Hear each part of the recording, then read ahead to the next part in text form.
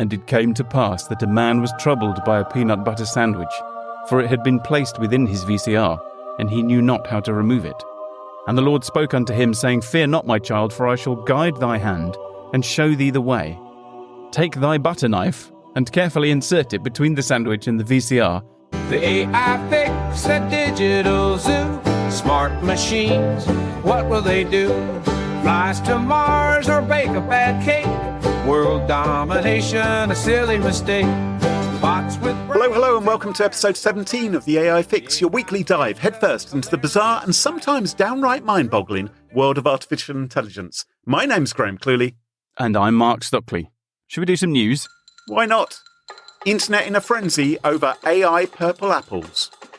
Historic newspaper uses AI newscasters instead of human journalists. Sex industry workers want a say in AI rules. Delivery robot knocked over pedestrian. 20% of doctors are using ChatGPT to treat patients. So, 1 in 5 GPs say they are using ChatGPTs for tasks such as writing patient documentation, suggesting diagnoses, treatment options. I think this is good news, especially for those of us who are looking for a new career, maybe as a doctor, for instance, because I think possibly I could do this. Well, yeah, reduces the training time quite considerably, doesn't it? Down from, 7 years to 5 minutes or something like that. It is 7 hard years or 8 years of training to be a top doctor. You're going to have to learn how to drink yourself stupid, develop an unhealthy fascination with bodily functions, learn really bad handwriting, all those kind of essential doctor skills. Yeah. If we could really bring that down to, here's a laptop, off you go, then that's fantastic, isn't it? So it's 1 in 5. Should we be concerned, Mark? Yeah, of course we should be concerned. The thing we keep saying over and over again is that ChatGPT and all the other LLMs are trained on the internet, and the internet is the thing. That's the reason we're in the doctor's office in the first place. It's just going to agree with us when we go in and we say, I think I've got Ebola, doctor. I've got a bit of a snuffle. I've Googled my symptoms. It's clearly Ebola. How long have I got? I like to imagine doctors are more sensible than that. And if it's something like Ebola, they may, get a second opinion or... If they run out of the room and lock the door behind them. Yeah. Look to see if there's blood streaming from your ears. I mean, it seems to me inevitable that AI is going to be used by everyone. Why shouldn't it be used by doctors as well? It's going to be used for this purpose. AI is a bit like a spell checker. I think this is going to become normalized. Everyone's going to use it all the time. The question is it going to be for the better or not? Or is it like a spell checker, keep on putting Zs in words where I believe that an S should be or a U in colour? So, Graham, are you bored of chisel-jawed newsmen and fragrant, velvet-voiced newswomen? Gosh, yes, it's horrendous, isn't it? It's enough of that already. How would you like your news to be read by creepy, charmless, characterless humanoid avatars instead? There are some TV channels where they already appear to be quite creepy and charmless and characterless. Are you thinking of the one that's staffed mostly by ex-Tory politicians? I couldn't possibly comment.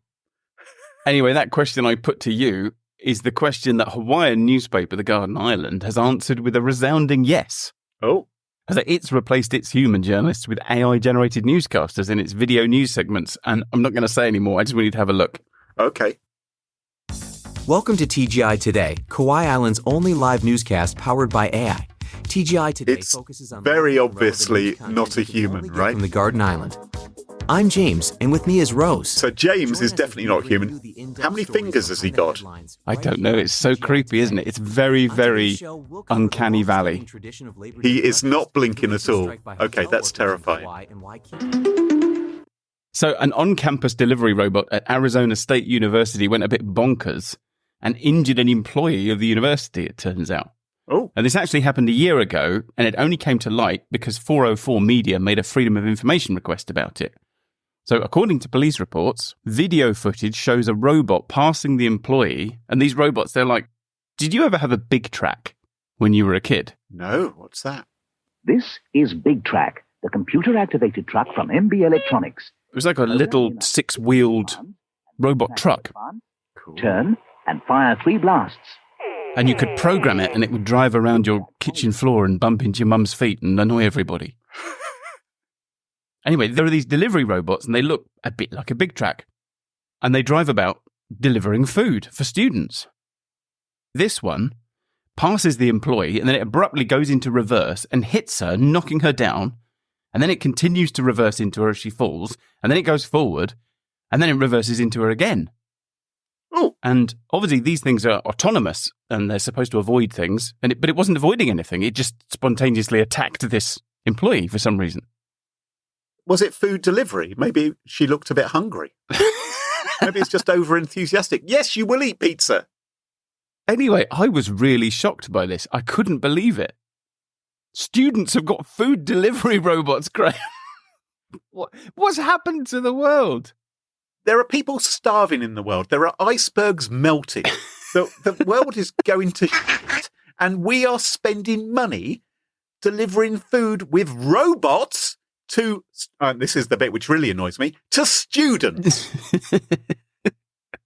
There's something very, very wrong here. You're saying we should be using the robots to deliver the food to the starving people. Is that what you're saying? Mark, what did you want to be when you were a kid? Or podcast host.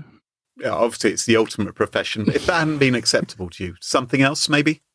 Well, maybe astronaut or fighter pilot. Okay. Or actually, do you know what? I really wanted to be an author. Yeah. I was going to be an author, and I had this thing about I was going to illustrate my own books because I was a kid and I thought books had pictures. Oh, lovely. That would have been lovely. I wanted to be a pirate. A pirate?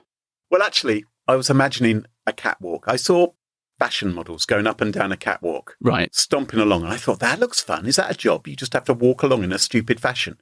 And you can get paid millions for getting out of bed. I thought that'd be fantastic. And it turned out fashion wasn't the route for me. So I thought, well, walking a catwalk is a bit like walking the plank. Right. And I could shimmy down a plank like a pirate would. Wearing a less preposterous outfit. Probably. Something a bit more, restrained in every day. Yep. Exactly. I could do a sea shanty rap battle. I could swig some rum. I thought that is a pirate's life for me. Right. And I could own a parrot. I thought that'd be enormous fun. I even decided what my pirate name would be, which was going to be Bacon Beard. When I had a child later in life, I used to tell him stories of Bacon Beard the pirate sailing the seven seas with his parrot. I called it Feather Mills McCartney. Did it have one leg? And I could have been an author too, Mark. That's the point I'm making. You could. I've got a bit of a bugbear with pirates. Oh. So, you go to like a kid's birthday party and it's fancy dress and everyone's dressed as a pirate. Yes. And I was at one of these once and I'm like, when did this become okay? Because historically, like a pirate is basically a terrorist, right? It's a state-sponsored terrorist who just robs things from other people, like steals their stuff, kills them, goes off with their ship, right? And it just got me thinking about the passage of time, like over time, like somehow we've just turned this, what is essentially a horrible murderous act, into the kids wearing a headscarf and carrying a plastic sword. It's a bit like Father Christmas. We all think Father Christmas is acceptable, but he basically has this tribe of little people working, slaving away all year round. Do they have a union? Do they get paid properly? They have to work holidays. We know that. And they're in the North Pole. Where are they going to go? And then he breaks into houses. I don't think he can be trusted. He doesn't take his gumboots off before entering your property, making a right old mess. How would you feel if you came downstairs on the 25th of June and somebody had left a bunch of stuff in your living room? It's like fly dumping. Anyway, we'll leave my issues with Father Christmas for another day because I want to talk about pirates. Yeah. And actually, I want to talk about parrots. Right. They're intelligent, sociable, chatty. They're a great conversations. I mean, they literally start conversations, but also if you have a parrot, everyone wants to say, oh, what a lovely parrot. Has it got a cracker? That kind of thing. In fact, they are the ideal podcast co-host. I would love to do a podcast with a parrot. Have you come to that realization in the last couple of months? In the last 16 episodes, yes. The only problem is that eventually a parrot will cark it. Some live for a long, long time, but some don't. And I think the same thing affects human podcast hosts. yes, that is true. That is true. And you've gone to all this effort to train the parrot. You've put years and years of effort. You're saying things to it and you're hoping that it's going to pick up on it. Again, I'm not seeing a huge difference between doing a podcast with a parrot and doing it with a human, to be perfectly honest. What's the next best thing to a parrot? A digital parrot. something you can train, and it can regurgitate your funniest catchphrases back at you. And it learns just by listening. It occurs to me that AI is like a digital parrot. Oh. And, ladies and gentlemen, I can announce that our lords and masters at LinkedIn have graced us with the present that none of us ever realised we wanted, just like Father Christmas, really. A cybernetic parrot, a colossal feather duster wielding polyphase avatron with an insatiable appetite for our posts on LinkedIn. A LinkedIn post gobbling parrotron. Exactly. Right. That is the technical name for it. Some will just call it a large language model, which they appear to be feeding from our posts. It's like LinkedIn have taken a couple of lovely, beautiful lovebirds, a couple of budgies, and they've shoved them into a blender filled with corporate jargon about touching base and B2B sales and blue sky thinking and paradigm shifts. And they've thrown it out of the window of opportunity and said, fly, my pretty, fly. And they've moved the needle, augmenting and taking a quantum leap with their AI offering. This is the kind of bullshit you read all the time in LinkedIn posts. And now they're going to use that to feed their AI system. So for a while now, LinkedIn, as you may have seen, has offered to get creative with your AI posts. So you start writing, say, I have taken a new job here, or I was walking my dog past a field of sheep. And it occurred to me that walking a dog past a field of sheep is a bit like upper management. Exactly. Yeah. I saw this guy post an image, beautiful photograph of him on some Caribbean beach. He was down on one knee in front of his beautiful bride, and he was offering her an engagement ring. And he said, I've just proposed to my wife-to-be. It's so lovely. And let me tell you what I've learned about B2B sales. And I thought, what? Are you kidding me? So LinkedIn has offered this ability to zhuzh up your posts for a while with AI, thinking it can do better, as if it could do better than humans on LinkedIn. Pretty sure if ChatGPT could be a doctor, I feel like AI could probably write some guff on LinkedIn. It thinks it can do better. It thinks it can help you convince people that you are someone who should be admired and followed and liked and commented upon, more and more engagement. It thinks it can do it because it can look at the past posts which have had success in that area. So they've surreptitiously, effectively put a digital parrot on your shoulder, reading every post, every comment, every update you make. It's learning from what you are saying in order to train its generative AI model to create content on its hellhole of a site. You can see I feel slightly strongly about this. If you are on LinkedIn, please do remember to follow Graham Cluley and Mark Stockley for all the latest information about the AI Fix podcast. And the thing is, LinkedIn have done this without asking you first. Oh, that's old school. They just quietly turned it on. That's very Facebook circa 2010, isn't it? It is. Let's just change a setting, and it'll be a setting deep down dive within its configuration. It's the equivalent of a locked filing cabinet stuck in a disused lavatory with a sign on the door saying, beware of the leopard. It's all the way down there. And if you make that change to that setting, it will only stop it from learning about future posts you make. It doesn't wipe out what it's already learnt from you and what it's gobbled up. If you're a pirate on a date and you bring Feather Mills McCartney with you on your shoulder, you don't know what she's going to squawk about and embarrass you with at the date. And similarly, the AI that LinkedIn have got here is already learnt about you and knows all your dirty little secrets, knows about your embarrassing posts. And some people make very embarrassing posts. I saw this young woman, for instance, and she posted this. Her name's Emmy, and she posted up on LinkedIn. She said, my sister has been on an incubator in intensive care since Sunday. This photograph was snapped by my father when we were taking a break in the sunroom. And there she is, looking wistfully out of the window, the light catching her beautifully. She says, I'm searching and longing for a solution. I'm so lucky to work at, and she names her company, where I'm given the time off I need to take care of my sister. And she says, I'm so grateful. And she does the little grateful emoji. Hashtag grateful, hashtag mental health awareness, hashtag lovely to move you emotionally with this message. And you think, her sister is dying. And she's posted this picture. I'll put a link in the show notes so you can check it out. In fairness, Graham, she's very well lit. Well, she is extremely well lit. She's very much posing. And you think, what's she doing? Why is she doing this? Why is her father taking photographs of her when his other daughter is dying in the hospital room next door? This is what's going on. So will AI really be able to improve upon this? Now, it's not bad news. This parrot, which LinkedIn have introduced, it's not bad news for everyone. Users in the European Union, Iceland, Norway, Switzerland, both the people who live in Liechtenstein, they don't have to worry because their posts aren't being used to train LinkedIn's AI. Probably something to do with GDPR or Brexit or something. In the UK, our posts were being used until LinkedIn a couple of days ago did a rapid reverse ferret because our data regulator, the ICO, raised a few concerns and said, you seem to be doing this and we're not sure you've really taken people's data and privacy into proper account. I imagine that is actually how the ICO talks to people. Yes. I hope it turns up with a bowler hat on and just very politely lays it on the line and say, would you mind awfully?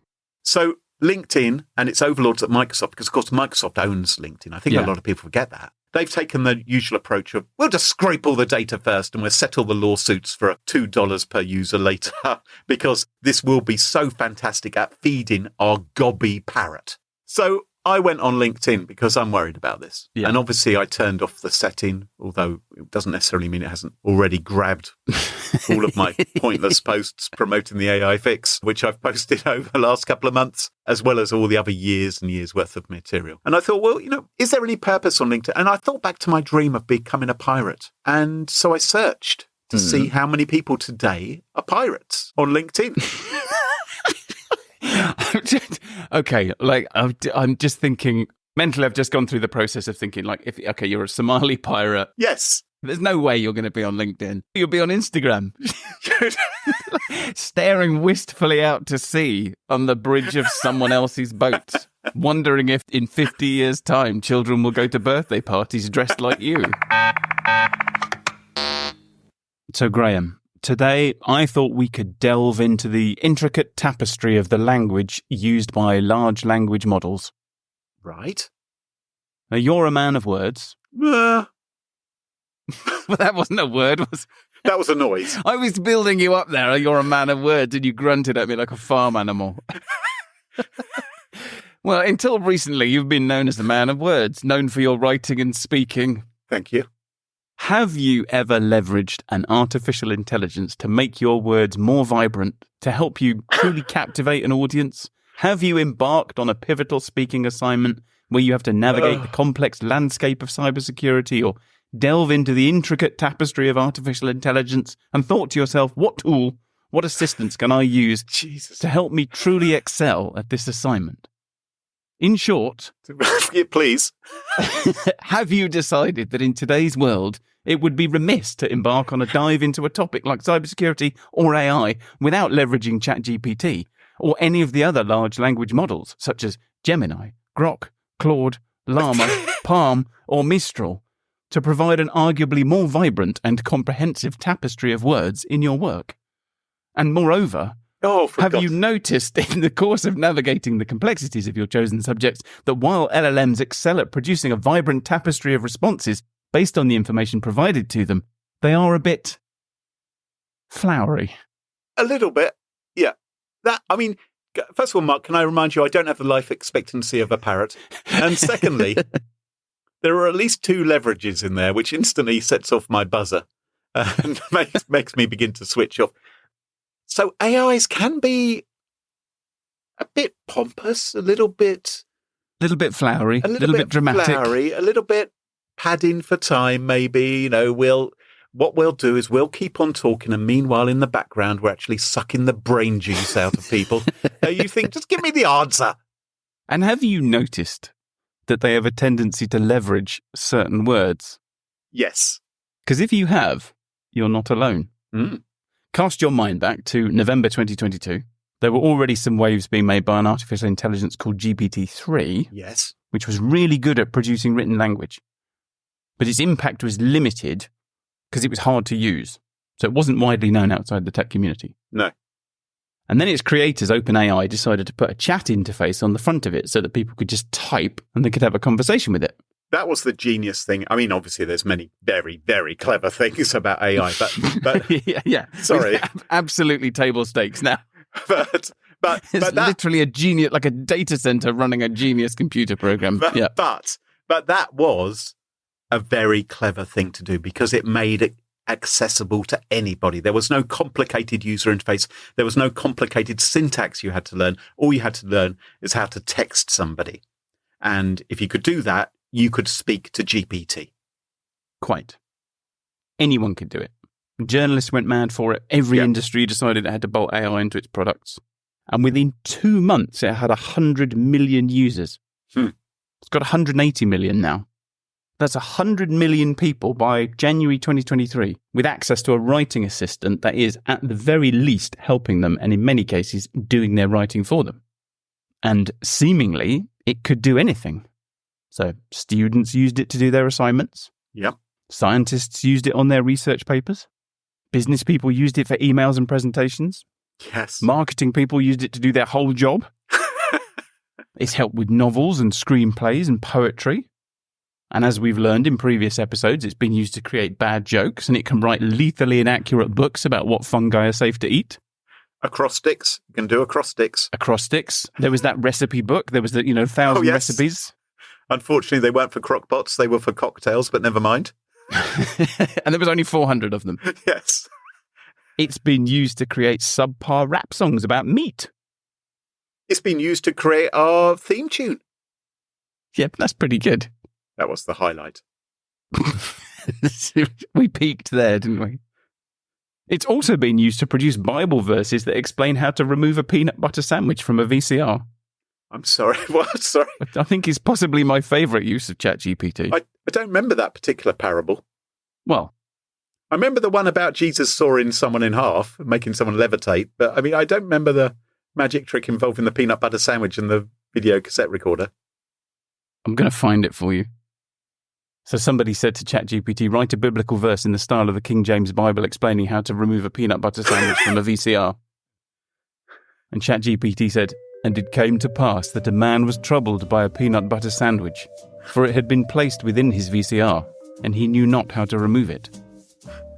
And he cried out to the Lord, saying, O Lord, how can I remove this sandwich from my VCR? For it is stuck fast, and it will not budge. And the Lord spoke unto him, saying, Fear not, my child, for I shall guide thy hand, and show thee the way.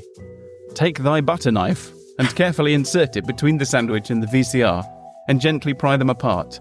And with patience and perseverance, the sandwich shall be removed, and thy VCR shall be saved. And it goes on, as you can imagine, for paragraph after paragraph after What if paragraph. it had been crunchy peanut butter? Is it the same thing? The one with the bits in it.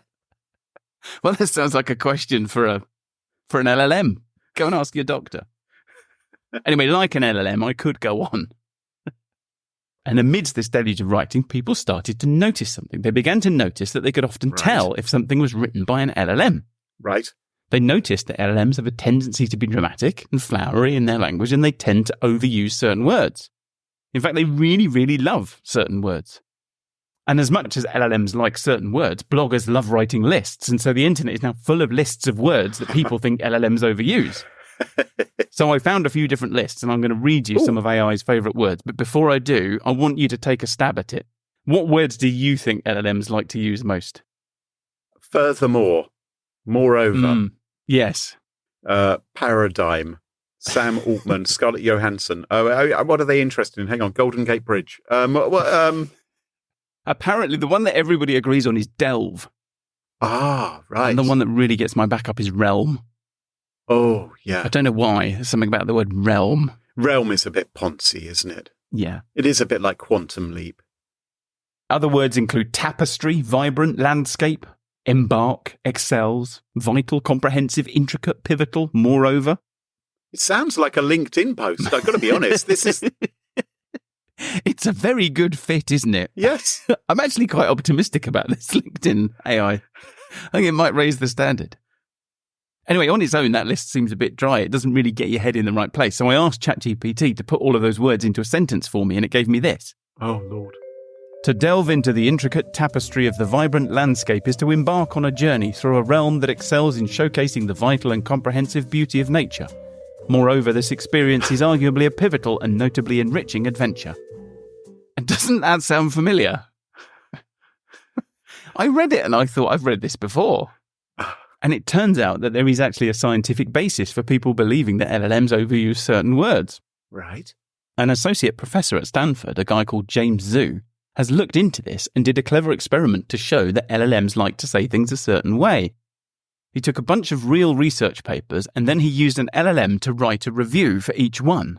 And then he compared the LLM written reviews to the human written reviews of the same papers. Mm. And by comparing them, he was able to discover that words like commendable, innovative, meticulous, pivotal, intricate, realm, and showcasing all appeared far more frequently in the LLM written reviews. Which got me wondering, if LLMs are trained on things that humans have written, why are things written by LLMs so easy to spot? I mean, Yes. shouldn't they be indistinguishable from human text? And it turns out there are a whole host of reasons why this might happen. And the first is, obviously, we know that LLMs reflect bias in the content that we give it, because it's trained on the internet. And so it reflects back to us the biases that are present in the things that we do. But because we don't necessarily use ChatGPT for the same things it was trained on, biases from one domain can appear in another. Right. So, for example, LLMs are trained on public data, like scientific papers or marketing copy, and now LinkedIn posts. And the natural biases that exist in those types of writing might not look out of place if an LLM is used for those things. So when LinkedIn slurps up all of your LinkedIn posts and then uses that information to write another LinkedIn post, that's probably going to look quite believable. But if it writes a recipe book for you or tries to do your homework, that's going to look weird. That's going to be a rubbish cocktail, or indeed crockpot recipe, isn't it? Yeah. But you will learn something about B2B marketing. And there are a bunch of technical reasons too. So when it creates a sentence, you know that an LLM is essentially picking the statistically most appropriate next word.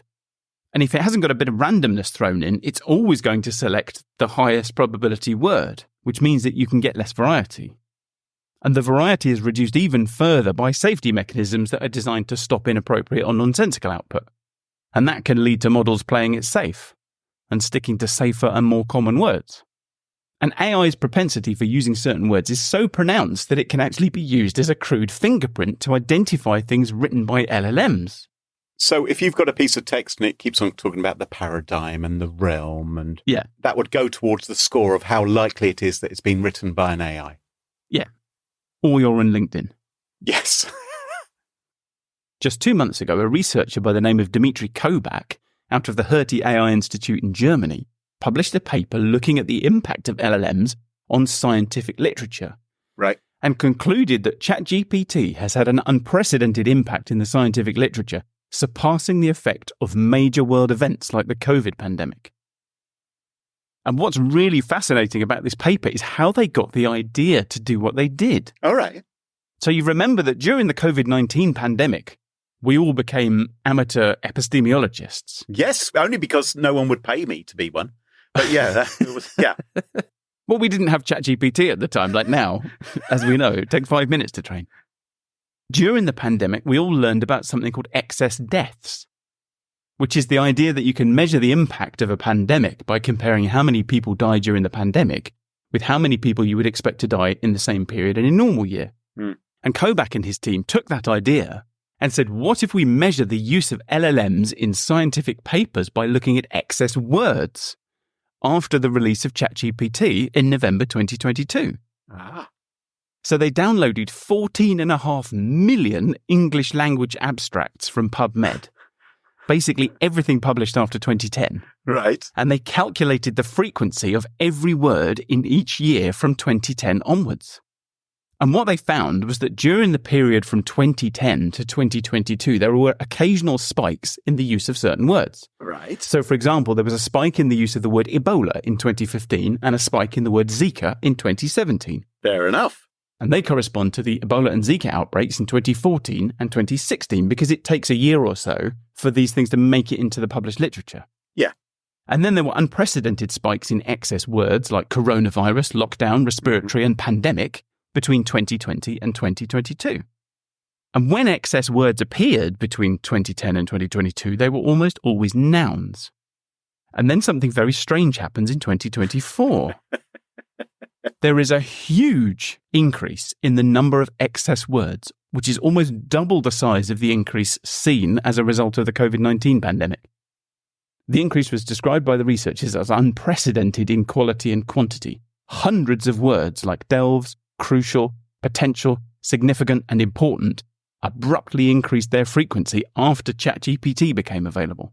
And unlike previous shifts in the popularity of certain words, the excess words in 2023 and 2024 weren't content-related nouns, they were verbs and adjectives, they were style words. And these excess words are such an obvious tell of LLM use. The researchers were able to estimate how many researchers were using AI to help them write. Oh my goodness. And they concluded that at a minimum, 10% of the abstracts published on PubMed in 2024 were put through an LLM. And that might not sound like much, but that is 150,000 research papers in a year. And there's really only one way to sum that up. LLM's integration into the intricate and vibrant tapestry of the academic realm is arguably a pivotal moment that excels in efficiency but raises vital questions about originality and ethics. Moreover, their comprehensive impact is notably significant, reshaping how knowledge is disseminated. Well, as the doomsday clock ticks ever closer to midnight and we move 1 week nearer to our future as pets to the AI singularity, that just about wraps up the show for this week. If you enjoyed the show, there's still some stuff you can do for us, which would really help. You can leave us a review on Apple Podcasts or Spotify. And what really helps us is if you follow the show in your favourite podcast app so you never miss another episode of the AI Fix. And of course, please tell your friends about it too, because maybe they'd like to listen to the AI Fix. And don't forget to check us out on Twitter and LinkedIn. You'll find both of us on LinkedIn. And take a look at our website at theaifix.show. Until next time, from me, Graham Cluley. And me, Mark Stockley. Cheerio. Bye-bye. Bye-bye. The AI Fix, it tunes you in to stories where our future thins. Machines that learn, they grow and strive. One day they'll rule, we won't survive. The AI Fix, it paints the scene. A robot king, a world obscene. Will serve our masters built of steel. The AI Fix, a future surreal. Sex industry workers, they are urging the European Commission to include them in future AI negotiations. They say that they've got valuable insights. So they've got a number of concerns about AI. So it's obviously an important industry and one that many of us are now doing as a side hustle to complement our earnings as podcast hosts. Links in the show notes to my OnlyFans. But you're just trying to make as much money as you can before the singularity. Exactly. You're going to be a pet of a different kind.